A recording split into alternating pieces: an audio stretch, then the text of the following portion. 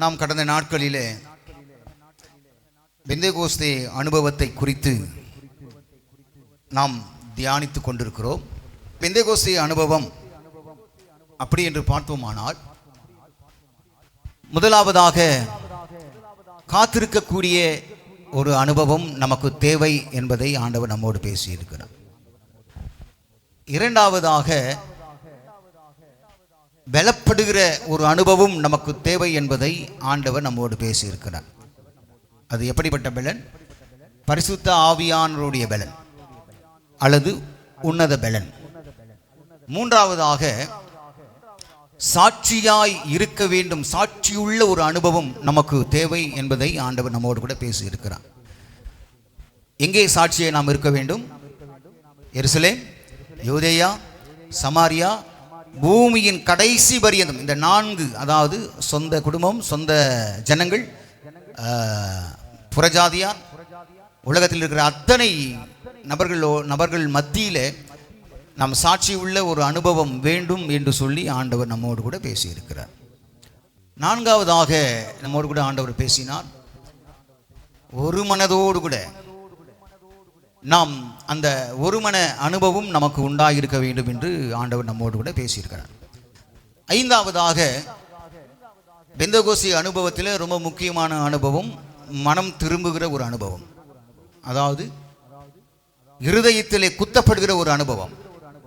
நாம் நினைத்து கொண்டிருக்கிறோம் வெளியில் உள்ளவர்களுக்கு மட்டும்தான் என்று சொல்லி, ஆனால் முதலாவது நம்முடைய சபையிலேயே அந்த மனம் திரும்புதல், அந்த குத்தப்படுகிற அனுபவம் நமக்கு உண்டாயிருக்க வேண்டும் என்று ஆண்டவர் நம்மோடு கூட பேசினார். ஆறாவதாக அப்போஸ்தலர் 1:14, அங்கே இவர்கள் எல்லாரும் ஸ்திரீகளோடும் இயேசுவின் தாயாகிய மரியாளோடும் அவருடைய சகோதரரோடும் கூட ஒருமனப்பட்டு ஜெபத்திலும் வேண்டுதலிலும் தரித்திருந்தார்கள். இதுதான் ஆண்டவர் சொல்லக்கூடிய அடுத்த அனுபவம், பெந்தேகோஸ்தே அனுபவம். அன்பு தேவனுடைய பிள்ளைகளே, நாம் பெந்தேகோஸ்தேக்காரர்கள் என்று சொல்லுவதை விட, பெந்தேகோஸ்தே சபை என்று சொல்லுவதை விட, பெந்தேகோஸ்தே அனுபவம் உடையவர்களாய் நாம் இருக்கிறோமா என்கின்ற அந்த கேள்விக்குறியோடு இந்த நாளிலே இந்த வசனத்தை, சத்தியத்தை நாம் தியானிக்க போகிறோம். அநேக நினைத்து கொண்டிருக்கிறார்கள், பெந்தேகோஸ்தே சபைக்கு நான் போகிறதினால் தான் ஆவிக்குரியவனாய் மாறுகிறேன் என்று சொல்லி. அது அல்ல, அது தவறான ஒரு அபிப்பிராயம். நீங்கள் ஆவிக்குரியவர்களாய் மாறணும். முதல்ல ஆவிக்குரியவர்களாய் இருக்கும் பொழுதுதான் அந்த பெந்தேகோஸ்தே அனுபவம் உடைய சபைக்கு போகும்போது அந்த பெந்தேகோஸ்தே அனுபவம் உங்களுக்குள்ளே உண்டாகும். ஆக அன்பு தேவனுடைய பிள்ளைகளே, நான் பெந்தேகோஸ்தே அனுபவம் உடையவனாய் மாற வேண்டுமா என்ற கேள்வி ஒருவேளை உங்களுக்குள்ள இருக்கலாம். கண்டிப்பாய் அப்படிப்பட்ட அனுபவம் உடையவர்களாய் மாறினால்தான் நமக்கென்று நியமிக்கப்பட்டிருக்கிற, நமக்கென்று வைத்திருக்கிற, நமக்கென்று ஆயத்தப்படுத்தி கொண்டிருக்கிற அந்த நித்திய ஜீவனுக்கு நேராய் நாம் போக முடியும். பாரம்பரியத்தை கடைபிடித்து பாரம்பரியமாய் செய்து கொண்டிருக்கிற அல்லது தன்னுடைய மனுஷனுடைய பாரம்பரியத்தினாலே ஸ்தாபிக்கப்பட்டிருக்கிற சபைகளுக்கு போவதினால் ஒரு பிரயோஜனமும் இல்லை. எந்த ஒரு சபை ஆவியானவரால் நடத்தப்படுகிறதோ, எந்த ஒரு சபை ஆவியானவருடைய அபிஷேகத்தினால் நடத்தப்படுகிறதோ, அல்லது எந்த ஒரு சபை அப்போஸ்தலர்களுடைய உபதேசத்தினாலே ஸ்தாபிக்கப்பட்டு நடத்தப்படுகிறதோ, அந்த சபையில் உள்ள மக்கள் தான் நித்திய ஜீவனை சுதந்திரித்துக் கொள்வார்கள். இதுதான் மாறாத ஒரு சத்தியம். மனுஷர் பாரம்பரியத்தினாலே, மனுஷீகத்தினாலே அல்லது பாரம்பரியத்தினாலே செய்யக்கூடிய சபைக்கு செல்லுகிறவர்கள் அவர்களும் பாரம்பரியமாய் அனுசரிப்பார்களே ஒழிய அதனாலே ஒரு பிரயோஜனமும் கிடையாது. கவனிங்க, இன்றைக்கு இந்த செய்தியை நான் சொல்லுகிறேன் என்று சொன்னால், இந்த செய்தி கர்த்தர் கொடுக்கிற செய்தி. இங்க பாருங்க, பேசாதீங்க. இது யார் கொடுக்கிற செய்தி? கர்த்தர் கொடுக்கிற செய்தி. இன்னைக்கு அநேக சபைகளை பார்த்தீங்கன்னா, இன்றைக்கு எந்த ஒரு செய்தியை கொடுக்க வேண்டும் என்று சொல்லி அந்த ஸ்தாபனத்தினுடைய தலைவர் நியமித்து வைத்திருப்பார்கள். அதுதான் எல்லா சபைகளும் கொடுக்கப்படும். அப்போ அந்த இடத்திலே ஆவியானவர் அசைவாட முடியாது, அசைவாடவும் மாட்டார். ஏன்னா அந்த சபையினுடைய தலைவர் ஒரு குறிப்பு, ஒரு 5 குறிப்பு கொடுக்குறாங்க. இந்த 5 குறிப்பு தான் எல்லா சபைகளிலும் பேசப்படும். இது எத்தனை பேருக்கு தெரியுதுன்னு தெரியல, ஆனால் தெரிஞ்சும் தெரியாமல் போல இருக்கிறவர்கள் அநேக பேர் உண்டு. கவனிங்க, இது நிறைய பேருக்கு தெரியும். அல்லேலூயா. அது ஆவியானவரால் நடத்தப்படுகிற ஒரு சபை அல்ல. நான் எந்த சபை நான் குறிப்பிட்டு சொல்லலை. இது எந்த சபைகளிலே இருக்கிறதோ அது ஆவியானவருடைய சபை இல்லை. அது மனுஷீகமாய் ஒரு மனுஷன் நடத்தக்கூடிய ஒரு சபை. ஆவியானவரால் நடத்தப்படுகிற சபை என்று சொன்னால் இந்த வாரம் அல்லது இந்த நாள் யாருக்கு இது தேவை, இந்த சத்தியம் தேவை, அல்லது எப்படிப்பட்ட மனிதர்கள் நொறுங்குண்ட இருதயத்தோடு அல்லது வேதனையோடு பாதிப்போடு தோல்வியோடு பிரச்சனையோடு வருகிறார்களோ அவர்களுக்கு ஏற்ற நல்ல வார்த்தைகளை அந்தந்த நேரத்திலே செய்து கொடுக்கப்படும் ஆண்டவர் பேசக்கூடிய ஒரு வார்த்தை தான் ஆவியானவர் சொல்லக்கூடிய ஒரு வார்த்தை. அல்லேலூயா. நம்ம பிள்ளைகளுக்கு ஒரு இன்னைக்கு நைட்டுக்கு என்ன வேணும்னா மதியத்துக்கு மேலே போய் தான் நம்ம ப்ரிப்பேர் பண்ணுவோம். அம்மாவா இல்லையா? ஒரு சிலர் இருக்கிறாங்க 3 நாளைக்கு கூட சாப்பிட்டு செஞ்சு வச்சு ஃப்ரிட்ஜில், இது மண்டே, இது காலையில் மண்டே மார்னிங் MM, அதுக்கடுத்தது Monday lunch ML, Monday dinner MD, அப்படி போட்டு பார்சல் போட்டு உள்ளே வச்சுருவாங்க. எடுத்து சாப்பிடுங்கன்னு சொல்லுவாங்க. அவங்களெல்லாம் நான் சொல்லலை. ஆனால் உண்மையாகவே ஒரு பிள்ளைக்கு என்ன வேணும் என்பதை பெற்றோர்கள் அறிந்து அந்தந்த வேலைக்கு என்னென்ன வேண்டும் என்று சொல்லி செய்து கொடுப்பார்கள். அந்த பிள்ளை தான் ஆரோக்கியத்தோடு வளரும், அந்த பிள்ளை தான் நல்ல ஒரு ஸ்திரத்தன்மையோடு வளரும், அந்த பிள்ளை தான் வருங்காலத்திலே நல்ல ஒரு மனிதர்களாக இருப்பார்கள். இது மாம்சத்தின்படியான ஒரு காரியம். அதே போலதான் ஆவிக்குரிய போஜனமும் அது சார்ந்தது தான். ஏற்கனவே நாம் எடுத்து வைத்து அல்லது யாராவது சொன்ன வசனத்தையோ அல்லது யாராவது சொன்ன செய்தியோ இன்னைக்கு பரவாயில்ல இன்னைக்கு ரெச்சத்துக்கலாம் அப்படி என்று இதுவரைக்கும் நான் உங்களிடத்தில் இந்த 19 ஆண்டு காலங்கள் பண்ணதே கிடையாது. என்னாலும் பண்ண முடியும். ஜெபிக்காமலேயே அல்லது பிரயாசப்படாமலேயே அல்லது பைபிள் வாசிக்காமலேயே படுத்து எழுந்திருந்து ஒரு வசனத்தை நீங்கள் சொல்லுங்கன்னா சொல்ல முடியும், பேச முடியும். 1 மணி நேரம் 2 மணி நேரம் கூட பேச முடியும். அது மாம்சத்தில். ஆனால் ஆவியிலே நின்று பேச வேண்டுமானால் ஒவ்வொரு முறையும் அந்த வசனத்தை பகுத்து ஆராய்ந்து தியானித்து இந்த வசனத்தில் எது என் சபை மக்களுக்கு தேவை என்பதை அறிந்து அதை சொல்லுகிறோம். பார்த்தீங்களா? ஆவியானவருடைய துணையோடு கூட.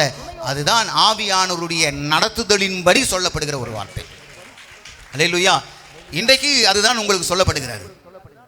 பெந்தகோஸ்தே அனுபவம் என்கிற அந்த தலைப்பின் கீழே ஒவ்வொரு வாரமும் சொல்லப்படுகிற வார்த்தைகளை நீங்கள் சரியாய் கவனித்தீர்களேயானால் நாம் பெந்தகோஸ்தே அனுபவம் உடையவர்களாக இருக்கிறோமா இல்லையா என்பதை நாம் தெரிந்து கொள்ள முடியும். இந்த எத்தனை குறிப்பு? 5 குறிப்பா? 5 குறிப்பு சொல்லியிருக்கேன். இந்த 5 குறிப்பிலே யார் யார் அந்த 5 குறிப்பின்படி அல்லது அந்த பெந்தகோஸ்தே அனுபவம் எனக்கு இருக்கிறது என்ற ஒரு நம்பிக்கை யாருக்கு இருக்கிறதோ அவர்கள் தான் உண்மையான ஆவிக்குரியவர்கள். அல்லேலூயா. நான் ஸ்கிரிப்சர் யூனியனில் இருந்தப்போ அப்போது எங்கள் கிளாஸுக்கு நானும் என்னுடைய நண்பர் லீடர். ஸ்கிரிப்சர் யூனியன் ரொம்ப அற்புதமான ஒரு இயக்கம். ஸ்டூடெண்ட் மாணவர்களுக்கான இயக்கம். கவனியம், மாணவர்களுக்கான இயக்கம். அப்போ அவங்க சொல்லுவாங்க, எங்க சொன்ன ஒரு காரியம், தம்பி நீ என்னென்ன தப்பு பண்ணுறியோ, என்னென்ன பாவம் பண்ணுறியோ, என்னென்ன தவறு பண்ணுறியோ அதெல்லாம் ஒரு பேப்பரை எழுதுங்க. எத்தனை தவறு பண்ணுறோம், அப்பா அம்மா கீழ்பட்டில் பொய் சொல்கிறோம், இது பண்ணுறோம், திருடுறோம், எல்லாம் பண்ணுறோம், எல்லாத்தையும் ஓன் எழுது. நீங்கள் அதை வச்சு ஏசப்பா கூட நீங்கள் விண்ணப்பம் பண்ணுங்க, வேண்டுதல் பண்ணுங்க. அப்போ ஒருவேளை இந்த சுபாவெல்லாம் மாறிச்சின்னா அதை அடிச்சிடுங்க அப்படியே. அப்போ ஒவ்வொரு முறையும் நீங்கள் அடிச்சுட்டு வரும்போது லாஸ்ட்டாக எத்தனை இருக்குன்னு பாருங்க. எதுவுமே இல்லாதபடிக்கு எல்லாம் பூஜ்ஜியம் ஆகிட்டு போய் தான் நீ ஒரு பூரண மனிதனாய் மாறிக்கிற, உண்மையான கிறிஸ்தவனாய் மாறி இருக்கிற அப்படின்னு நினச்சிக்கலாம் தம்பி. நீங்கள் அதனால் நீங்கள் என்னென்ன தவறெல்லாம் செய்கிறீங்களோ அதெல்லாம் எழுதி வச்சுங்க, ஒவ்வொன்றும் அடிச்சுனே வந்துருங்க அப்படின்னு சொல்லுவார். ஆனால் விசுவாசம் அவங்கள நல்ல ஞாபகம் இருக்கு எனக்கு. ஆமென், அல்லேலூயா.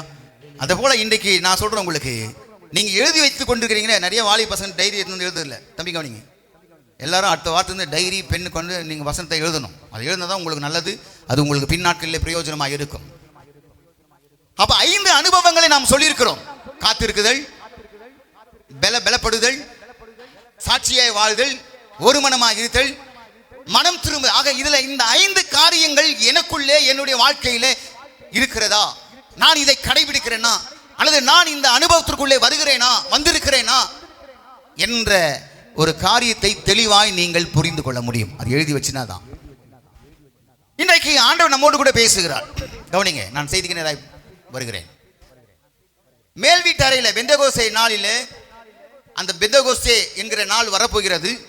அதற்கு முன்பதாக ஆண்டவர் சொன்னார், பிதாவின் வாக்குத்தத்தம் நிறைவேற காத்திருங்கள் என்று சொன்னார். ஆகவே இவர்கள் இஸ்ரவேல் ஜனங்கள் அல்லது யூதர்கள், இஸ்ரவேலர்கள் ஆங்காங்கு இருக்கக்கூடிய அவர்கள் எல்லாரும் ஒன்று கூடுவார்கள். எப்பொழுது கூடுவார்கள் என்று சொன்னால் எருசலேம் தேவாலயத்தில். எங்கே கூடுவார்கள் என்று சொன்னால் எருசலேம் தேவாலயத்தில் கூடுவார்கள். அப்படி எருசலேம் தேவாலயத்தில் எந்த பண்டிகைக்கு வருவார்கள் என்று சொன்னால் பஸ்கா பண்டிகைக்கு வருவார்கள். அந்த பஸ்கா பண்டிகையிலிருந்து ஒரு 3 பண்டிகை, அதாவது பஸ்கா, வாரங்களின் பெந்தேகோஸ்தே பண்டிகை வரைக்கும் அங்கேயே ஒரு 50 நாட்கள் தங்கி இருந்து அவர்கள் ஆண்டவரை உயர்த்துவார்கள், போற்றுவார்கள், துதிப்பார்கள், ஆராதிப்பார்கள், ஸ்தோத்திரம் பண்ணுவார்கள். இப்படி இருக்கக்கூடிய அந்த நாளிலே ஆண்டவர் கிட்டத்தட்ட இந்த ஜனங்கள் 40 நாள் ஆயிடுச்சு எருசலேமுக்கு வந்து பஸ்கா பண்டிகைக்கு வந்தாங்க. அதன் பிற்பாடு கூடார பண்டிகை, இந்த பெந்தேகோஸ்தே பண்டிகை, அதாவது வாரங்களின் பண்டிகை என்று வரும். இந்த பண்டிகை வரைக்கும் கிட்டத்தட்ட 40 நாட்கள் இந்த எருசலேமில் தங்கி இருக்கிறார்கள். 40 நாட்கள் தங்கியிருந்தார்கள். அப்பொழுதுதான் ஆண்டவர் பரமேறுவதற்கு முன்பதாக சொல்லுகிறார். என்ன சொல்றார்? நீங்கள் பிதாவின் வாக்குத்தத்தம் நிறைவேற காத்திருங்கள் என்று சொன்ன அந்த வார்த்தையின்படி அவர்கள் காத்திருக்கிறார்கள். நல்லா கவனிங்க, இதுல ரொம்ப ஒவ்வொரு வார்த்தையும் ஒவ்வொரு வரியும் கவனிக்க வேண்டிய ஒரு காரியங்கள். அவர்கள் காத்திருக்கிறார்கள். காத்திருக்கக்கூடிய நேரத்தில் எப்படி காத்திருக்கிறார்கள் என்பதை குறித்து தான் இங்கே நாம் வாசிக்கிறோம். இன்றைக்கு நாம் சபைக்கு வருகிறோம் அல்லது ஆலயத்திற்கு வருகிறோம் என்று சொன்னால் ஆலயத்தில் எதற்காக வருகிறோம்? தெய்வத்தை ஆராதிப்பதற்காக, தெய்வத்தை உயர்த்துவதற்கு, தெய்வத்தை துதிப்பதற்காக வருகிறோம் என்று சொன்னால், ஆக அப்படிப்பட்ட ஒரு சூழ்நிலை வருகிற இந்த நேரத்தில் நாம் என்னதான் செய்ய வேண்டும்? ஆண்டவரை மட்டும்தான் ஆராதிக்க வேண்டும். கவனிங்க, இங்கே ஆண்டவர் சொல்லுகிறார் ஒரு வார்த்தை, பிதாவின் வாக்குத்தத்தம் நிறைவேற காத்துங்க. அந்த வசனத்தை நீங்க வாசித்து பார்த்தீங்கன்னா 4, 5 2 வசனங்களே சொல்லப்பட்டிருக்கிறது. கவனிங்க, பிதாவின் வாக்குத்தத்தம் நிறைவேற காத்திருங்கள் என்று சொன்னார். அவர் சொன்ன அந்த வார்த்தை, அந்த பிதாவின் வாக்குத்தத்தம் நிறைவேற காத்திருக்கக்கூடிய ஒரு அனுபவம். எப்படிப்பட்ட அனுபவம் தெரியுங்களா?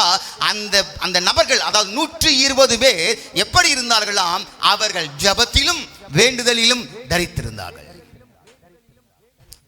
கரங்களை தட்டி ஆண்டவரை மகிமைப்படுத்துவோம். இதுதான் உண்மையான பெந்தேகோஸ்தே அனுபவம். அப்ப பெந்தேகோஸ்தே அனுபவம் என்பது என்ன? எப்பொழுதெல்லாம் நாம் கூடுகிறோமோ, எங்க கூடினாலும் பரவாயில்ல. கவனிங்க, எங்க கூடினாலும் பரவாயில்ல, மரத்தடியில கூடினாலும் பரவாயில்ல, அல்லது கொட்டகையில கூடினாலும் பரவாயில்லை. இன்னைக்கு நம்ம கிறிஸ்தவம் ரொம்ப மோசமான ஒரு சூழ்நிலை போய் கொண்டிருக்கிறது. இன்றைக்கு பில்டிங் மாளிகைகளில் ஏசி இருக்கணும், இப்படி இருக்கணும், சேர் இருக்கணும், இதை தான் நம்ம பார்க்கிறார்களே ஒழிய ஆண்டவரை ஆராதிப்பதற்கு சேரோ அல்லது ஏசியோ அல்லது மியூசிக்கோ இதோ இருக்கணும்னு அவசியம் இல்லை. உண்மையான இருதயம் மட்டும் இருந்தால் போதும். ஏன்னா நாங்கள்லாம் அப்படி தான் ஆராதனை பண்ணணும். கொட்டா, சின்ன கொட்டா தான் முதல்ல ஆரம்பத்தில் வளைந்து தான் போக வேணும், குனிந்து தான் போகணும். அதுக்கப்புறம் தான் படிப்படியாய் வளர்ந்தது. கவனிங்க, நான் அந்த சப்ஜெக்டுக்கு நேராக போகல, இருந்தாலும் உங்களுக்கு புரிவதற்காக நான் சொல்லுகிறேன். கவனிங்க, ஏன்னா இந்த காலத்து பிள்ளைகள்லாம் பில்டிங்லேயே பார்த்து வளர்ந்துட்டாங்க, பிஎஸ்சி சித்திலே பார்த்து வளர்ந்துட்டாங்க, இசையிலே பார்த்து வளர்ந்துட்டாங்க.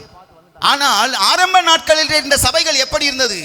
ஆரம்ப நாட்களில் விசுவாச மக்கள் எப்படி இருந்தார்கள் என்று சொன்னால், அவர்கள் எதை மாத்திரம் நோக்கி இருந்தார்கள் என்று சொன்னால், இதை அல்ல, ஆண்டவருடைய பிரசன்னத்தை மட்டுமே நோக்கி இருந்தார்கள். ஆண்டவரை மட்டுமே நோக்கி இருந்தார்கள். ஆண்டவருடைய வார்த்தையை மட்டுமே வாஞ்சித்து வந்தார்கள். ஆண்டவருடைய சமூகத்திலே போய் நாம் ஜெபிக்க வேண்டும் என்ற எண்ணத்தோடு கூட வந்தார்கள். ஆகவே தான் அந்த நாட்களிலே சபை வளர்ந்தது. இந்த நாட்களிலே சபை வளரவில்லை, சபை கட்டிடங்கள் தான் வளர்ந்து கொண்டிருக்கிறது. அல்லேலூயா. அன்பு தேவனுடைய பிள்ளைகளே, நல்லா கவனிங்க, இந்த 120 பேர் அன்றைக்கு எருசலேமிலே கூடியிருந்தார்கள். எருசலேம் தேவாலயத்தில் வந்து அங்கே ஆங்காங்கே இருக்கக்கூடிய அந்த சத்திரங்களிலே தங்கி இருந்தார்கள். அப்படிப்பட்ட சூழ்நிலையிலே இவர்கள் செய்த ஒரு காரியம், வீண் வார்த்தைகளை பேசவில்லை. கவனிங்க, ஊர் கதைகளை பேசவில்லை, கட்டுக்கதைகளுக்கு செவி சாய்க்கவில்லை, வேறு எந்த மார்க்க பேதங்களுக்கு இவர் செவி சாய்க்கவில்லை.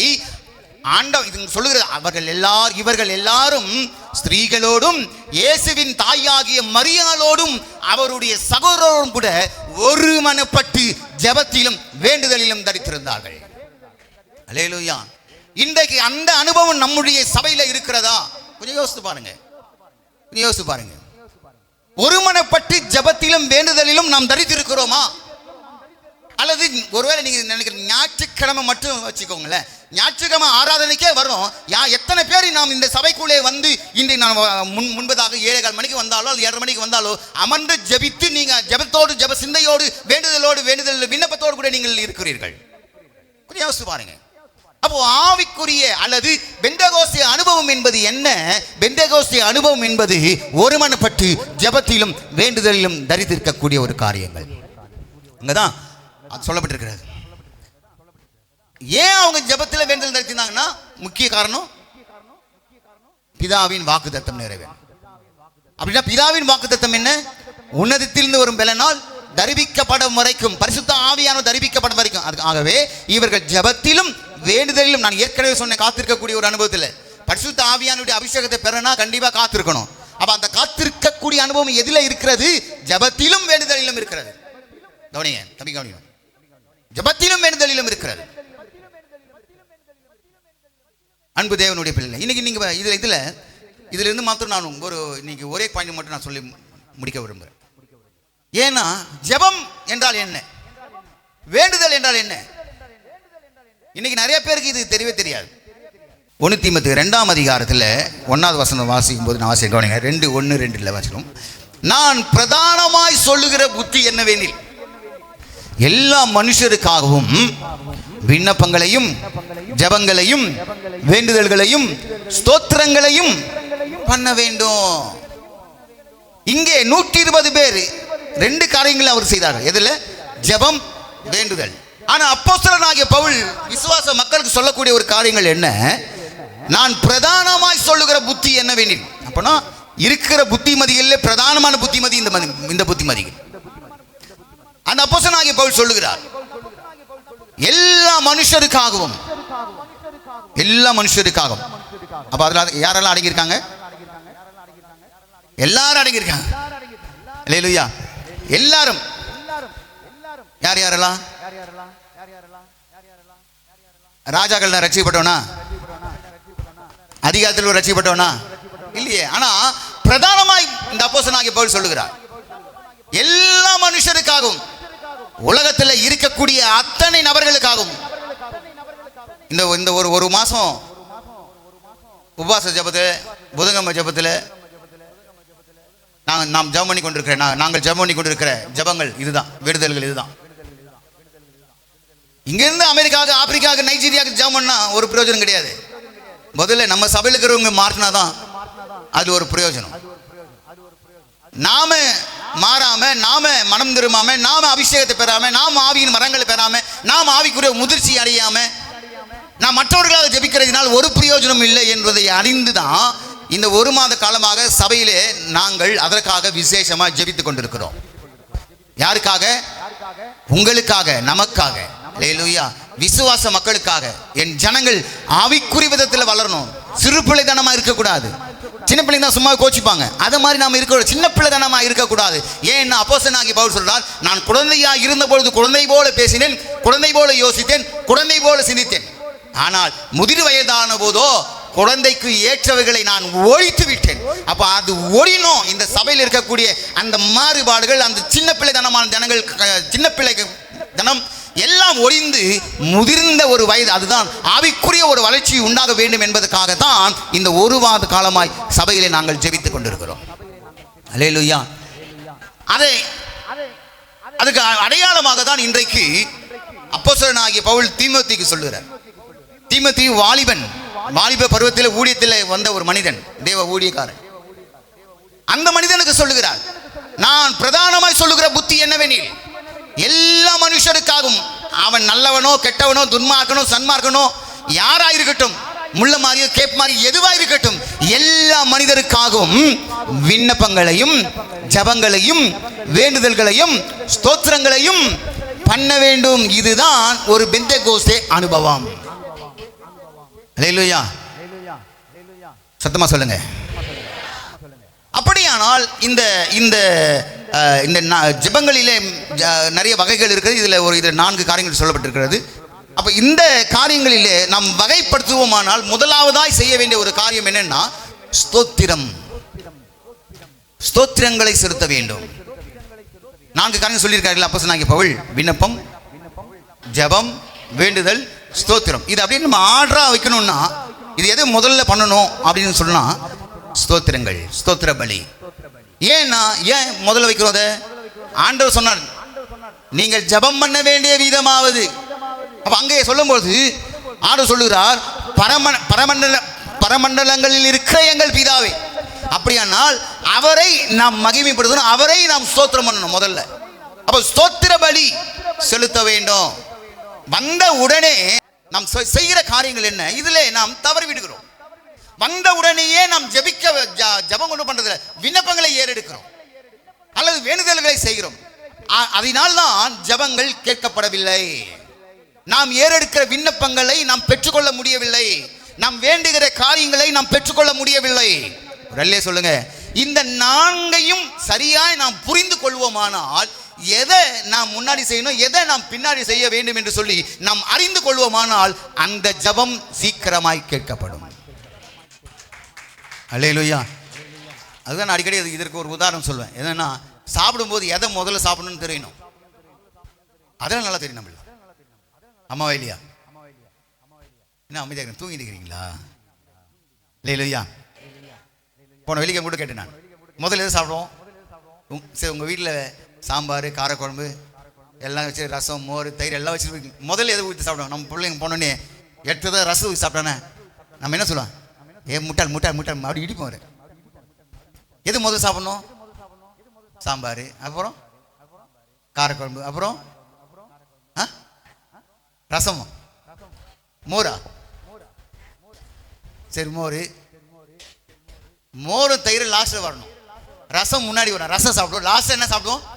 மோரோ இல்ல தயிரோ. இதுதான் சாப்பிடுவதற்குரிய வழிமுறைகள். நான் கேட்கிறேன், சாப்பிட்றதுக்கே இவ்வளவு வழிமுறைனா ஜெபம் பண்றதுக்கு இருக்குமா? இருக்காது. அதுக்காக தான் ஆண்டவர் சொல்றார், நீங்கள் ஜெபம் பண்ண வேண்டிய விதமாவது. இந்த சீஷர்களுக்கு ஜெபிக்க தெரியல. வந்தவனே இதே மாதிரி தான், வந்தவனே வேண்டுதல் செய்யறான், வந்தவனே விண்ணப்பம் பண்றான், ஆனா ஜெபம் பண்றது இல்ல, ஸ்தோத்திரம் பண்றது இல்ல.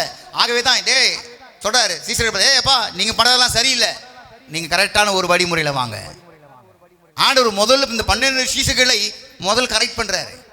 அல்லேலூயா. நான் சொல்லுகிறேன், ஏடபிள்யூசி சபை மக்களே கவனிங்க, அங்கங்க வேடிக்கை பார்க்காதீங்க. உங்க கவனத்தை கரெக்டா ஆண்டவர் பக்கமா திருப்பினீங்கன்னா ஆண்டவர் நிச்சயமா உங்களோட கூட பேசுவார். உங்களுடைய ஆவிக்குரிய தரம் மாற்றப்படும், முன்னேற்றம் அடையும். அல்லேலூயா. கவனிங்க. ஆகவே ஏடபிள்யூசி சபை மக்களே, இதை நாம் வரிசைப்படுத்தி நாம் அப்படி ஜெபிக்க அல்லது வேண்ட விண்ணப்பிக்க பழகிக் கொள்வோமானால் நம்முடைய வாழ்க்கையில ஒரு மிகப்பெரிய ஒரு மாற்றம் உண்டாகும். அல்லேலூயா. சரி, ஸ்தோத்திரங்களை நாம் செலுத்த வேண்டும். முதலாவதாய் நாம் எதற்காக ஸ்தோத்திரங்களை செலுத்த வேண்டும் என்று சொன்னால், கர்த்தர் செய்த நன்மைகளுக்காக, அவர் செய்த கிருபைகளுக்காக நாம் நன்றி அறிதல் உள்ளவர்களாய் இருக்க வேண்டும். அல்லேலூயா. ஆண்டவர் ஏராளமான நன்மைகளை செய்தார், ஏராளமான கிருபைகளை நமக்கு கொடுத்திருக்கிறார். ஆகவே எந்த ஒரு மனிதன் அப்படிப்பட்ட தெய்வத்திற்கு நன்றி அறிதல் உள்ளவர்களாக இருந்து முதலாவதாய் நாம் ஸ்தோத்திரங்களை செலுத்துவோமானால் நம்முடைய ஜெபம் வீரியமுடையதாக இருக்கும், அல்லது நம்முடைய வேண்டுதல்கள் வீரியமுள்ளதாக இருக்கும், அல்லது நம்முடைய விண்ணப்பங்கள் மிகவும் வல்லமை உடையதாக இருக்கும். அல்லேலூயா. அப்படியானால் முதலாவதாக நாம் என்ன செய்ய வேண்டும்? ஸ்தோத்திரங்களை செலுத்த வேண்டும். பலிகள் செலுத்தணும். அப்ப ஸ்தோத்திர பலி நாம் செலுத்தணும்னா நம்ம நினைக்கிறோம், இன்னைக்கு நிறைய பேர் பண்ற தவறு அதுதான். என்ன பண்றாங்க? ஒரு புக்கை வாங்கி வச்சுப்பாங்க, அதுல அந்த புக்கில் நான் நிறைய பார்த்து, அது அதுல பலிக்கான வசனமே இருக்காது, ஆனா அது சேர்த்து பலின்னு சொல்லி போட்டு 1000 ஸ்தோத்திர பலி சொல்லிட்டா போதும், அவ்வளவுதான், அவங்களுக்கு திருப்தி ஆயிடும். இதெல்லாம் ஆகுறது இல்லை. 1000 ஸ்தோத்திர பலியை வாங்கி படிக்கிறதுனால ஒரு மனுஷன் ஆவிக்குரியவனாய் மாற முடியாது. வேணா நமக்கு திருப்தி இருக்கலாம், ஒருவேளை திருப்தி வேணா இருக்கலாம், நாம் படிச்சிட்டோம் அப்படின்ற திருப்தி இருக்கலாமே ஒழிய ஆவிக்குரிய அனுபவம் அது கிடையாது. அல்லேலூயா. கவனிங்க கவனிங்க. பழைய ஏற்பாட்டில் பார்த்தீங்கன்னா நிறைய பலிகள் இருக்கிறது. எத்தனை பலி இருக்குது? 5 பலிகள் இருக்கிறது பழைய ஏற்பாட்டில். என்ன பலி? பழைய ஏற்பாட்டில் பார்த்தீங்கன்னா சர்வாங்க தகன பலி, போஜன பலி, சமாதான பலி, பாவ நிவாரண பலி, இப்படி பல 5 பலிகள் இருக்குது. இதெல்லாம் கண்டிப்பா ஒவ்வொரு இஸ்ரவேலனும் கண்டிப்பா செய்து ஆகணும். ஆனா இவைகள் எல்லாவற்றையும் ஒழித்து விட்டு ஆண்டவராகிய இயேசு கிறிஸ்து பரிசுத்த ஆவியார் நமக்கு கொடுத்திருக்கிறார். என்ன பலி செலுத்த வேண்டும் என்று சொல்லி வேதம் சொல்லுகிறது என்று சொன்னால் நாம் பார்ப்போமானால் 1 பேதுரு 2ஆம் அதிகாரம் 1 பேதுரு 2ஆம் அதிகாரம் 5வது வசனத்தை வாசிக்கும். 1 பேதுரு 2:5 வாசிக்கிறேன். கவனிங்க. ஜீவன் உள்ள கற்களை போல ஆவிக்கேற்ற மாளிகையாகவும் இயேசு கிறிஸ்து மூலமாய் தேவனுக்கு பிரியமான ஆவிக்கேற்ற பலிகளை செலுத்தும்படிக்கு பரிசுத்த ஆசாரிய கூட்டமாகவும் கட்டப்பட்டு வருகிறீர்கள். அல்லேலூயா அல்லேலூயா ஆமென். கர்த்தர் நாம மகிமைப்படுவதாக. ஆகவே இந்த இடத்துல சொல்லப்படுகிற ஒரு வார்த்தை என்னன்னு பார்த்தீங்கன்னா, 1 பேதுருல 2:5 அந்த ஜீவனுள்ள கற்களை போல ஆவிக்கேற்ற மாளிகையாகவும் இயேசு கிறிஸ்து மூலமாய் தேவனுக்கு பிரியமான ஆவிக்கேற்ற பலிகளை செலுத்தும்படி கவனிங்க. நாம் பழைய ஏற்பாட்டை போல அந்த பலிகள், அப்படிப்பட்ட பலிகளை, சர்வாங்க தகன பலிகளோ, பாவ நிவாரண பலிகளோ, சமாதான பலியோ, போஜன பலியோ, இப்படிப்பட்ட பலிகளை நாம் செலுத்த, குற்ற நிவாரண பலி, இப்படிப்பட்ட பலிகளை நாம் செலுத்த வேண்டிய அவசியம் இல்லை. புதிய ஏற்பாட்டு சபை மக்களுக்கு ஆண்டவர் சொல்லுகிறார், அப்போஸ்தலனாகிய பேதுரு சொல்லுகிறார், புதிய ஏற்பாட்டு சபை மக்கள், அதாவது அவர்கள் ஆவிக்குரிய அனுபவம் உடையவர்கள், பெந்தேகோஸ்தே அனுபவம் உடையவர்கள், அவர்கள் எப்படிப்பட்ட பலியை செலுத்த வேண்டுமா? ஆவிக்கு ஏற்ற பலி. அல்லேலூயா. அப்ப ஆவிக்கு ஏற்ற பலி என்றால் என்ன? கவனிங்க, ஆவிக்கேற்ற பலி என்றால் என்ன? அதை குறித்து நீங்க வாசிக்கும் பொழுது எபிரேயர் 13:5 சொல்லப்பட்டிருக்கிறது. எபிரேயர் 13:15 எபிரேயர் 13:15 கவனிங்க. ஆகையால் அவருடைய நாமத்தை துதிக்கும் உதடுகளின் கனியாகிய ஸ்தோத்திர பலி. அல்லேலூயா. அப்போ ஆண்டவர் ஆவிக்கேற்ற பலியை செலுத்த வேண்டும் என்று சொல்லுகிறார். யாருக்கு சொல்லுங்க பாருங்க, கவனிங்க. யாருக்கு சொல்லுகிறார்? புதிய ஏற்பாட்டு சபைக்கு. அப்ப புதிய ஏற்பாட்டு சபைக்கு என்ன சொல்லுகிறார்? ஆவிக்கேற்ற பலியை நாம் செலுத்தணும். அப்ப ஆவிக்கேற்ற பலி என்பதை எபிரேய ஆசான் சொல்லுகிறார். என்ன சொல்றாரா? அதுதான் உதடுகளின் கனியாகிய ஸ்தோத்திர பலி. அல்லேலூயா. அப்போ நாம் உதடுகளின் கனியாகி அல்லது உதடுகளின் காளையாகிய ஸ்தோத்திர பலியை நாம் செலுத்தும் பொழுது அதிலே பரிசுத்த ஆவியானவர் பிரியப்படுகிறார். அல்லேலூயா. அப்ப நாம் ஸ்தோத்திர பலியை நாம் செலுத்தணும். ஸ்தோத்திர பலியை நாம் செலுத்தணும். நாம் செலுத்துறோமா?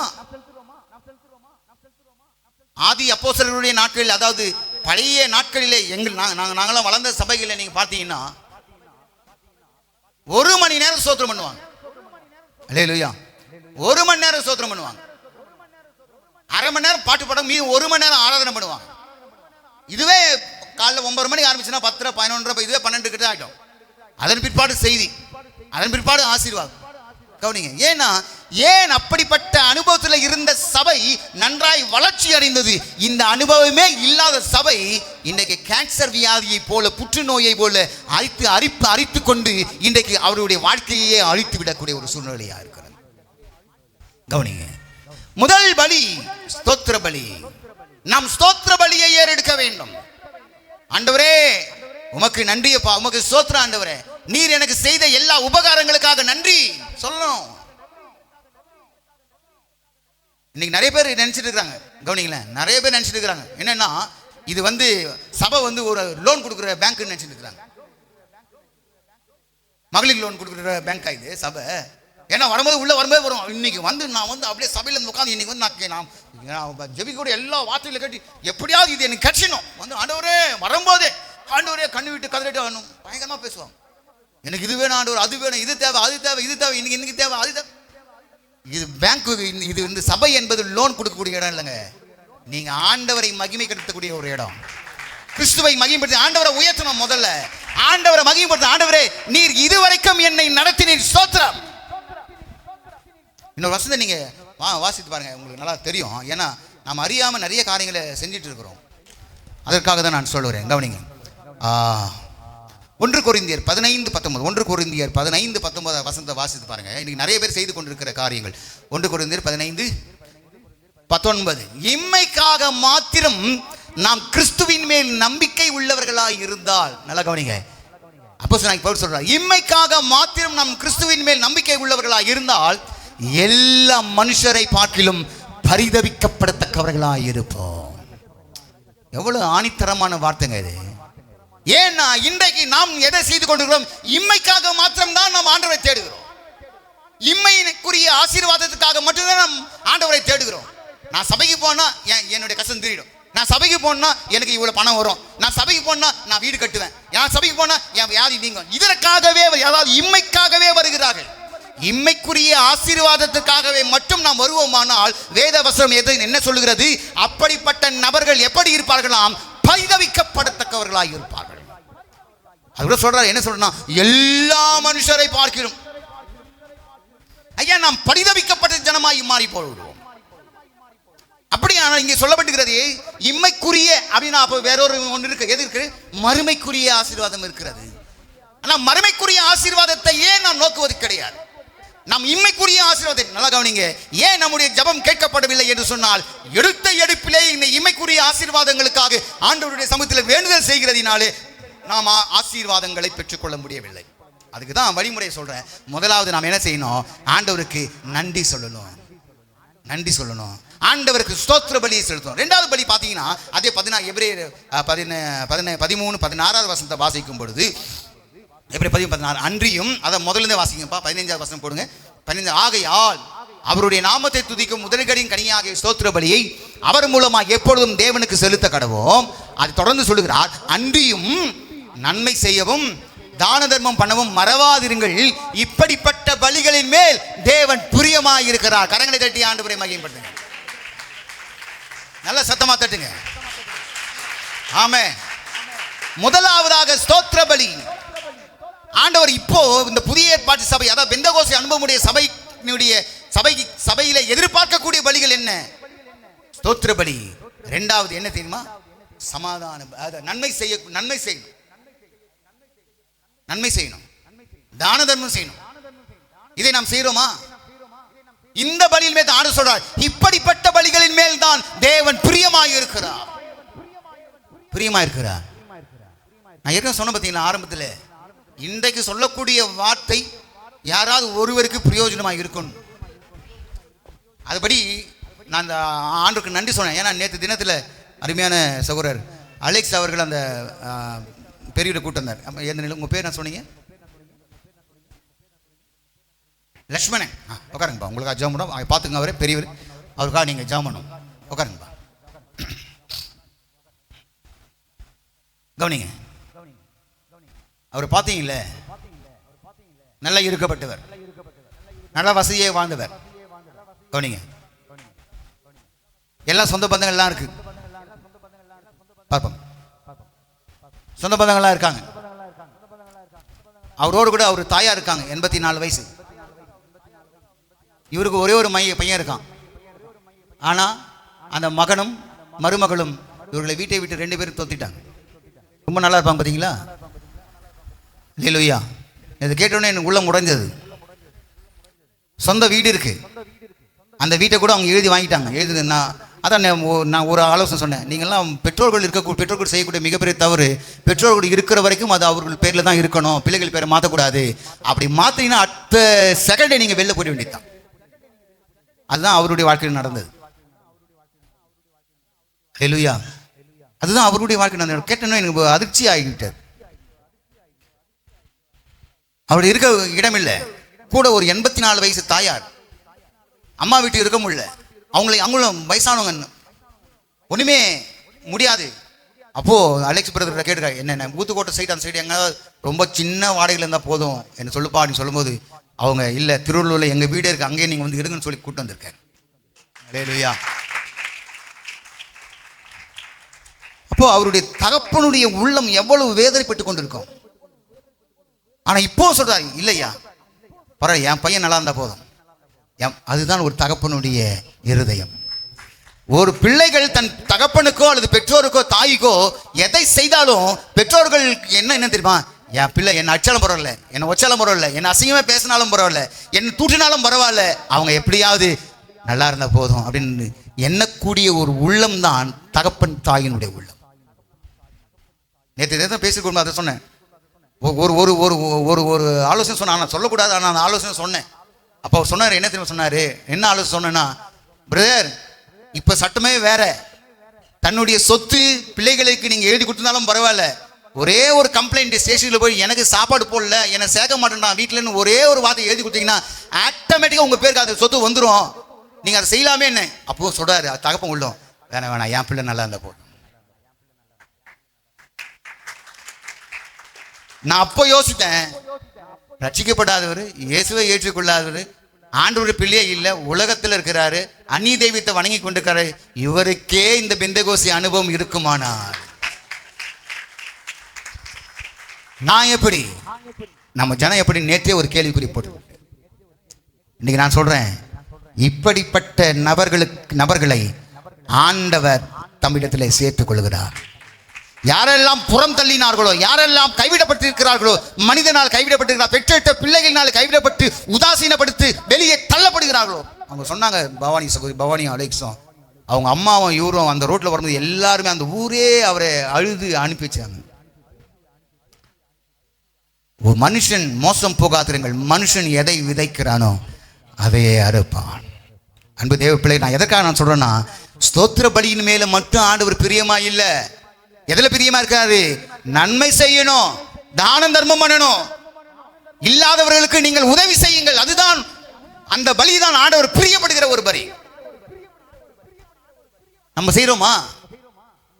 ஒன்னும் இல்லை, நான் சொல்றேன், கோச்சிக்காதீங்க, நான் சொல்றேன், ஒரு உதாரணமா தான் சொல்றேன். அது ஒரு சில நேரத்தில் நானும் கூட செய்து இல்லை. அது அதனால என்ன இவர் மட்டும் பெரிய இவரா? யோகியமா? யோகியமே இல்லை. அல்லேலூயா, யோகியமே இல்லைதான். அதை சொல்லுவதற்கு உங்களுக்கும் யோகியம் கிடையாது, அது வேற விஷயம். அல்லேலூயா, கவனிங்க கவனிங்க, எனக்கு அது தகுதியே இல்லைதான், எனக்கு தகுதியே இல்லைதான், தகுதியே இல்லைதான். நான் சொல்றேன், அது நான் ஒரு உதாரணத்தை மட்டும் சொல்றேன்.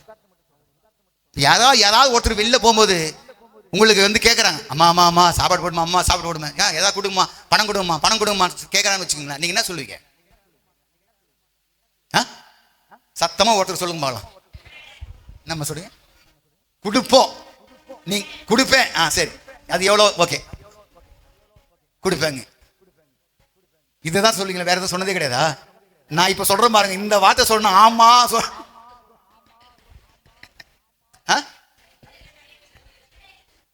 கை தட்டு. அவங்களுக்கு பழக்கம் சொல்றாங்க, கரெக்டா?